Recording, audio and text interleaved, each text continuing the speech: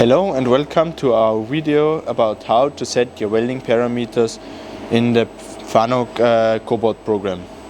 So I prepared a welding program, and I have my weld start and my weld stop.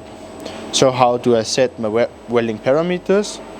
I'm gonna click here in my weld start and go to weld start, then on edit, and here you can see WP1 means welding procedure 1. So in this welding procedure I have different schedules, and I have a schedule list, and now I can, for example, choose schedule 9, go to edit, and now I can edit my parameters. I can edit what job the FANUC program uses from the power source. I can edit my travel speed and my delay time.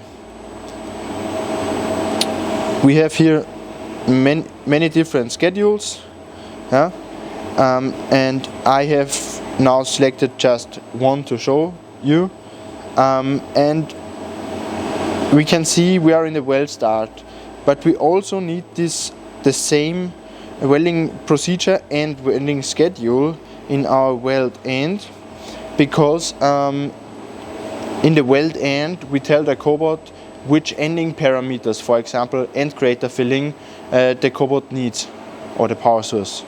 So we've created the schedule, and now we're gonna drive it.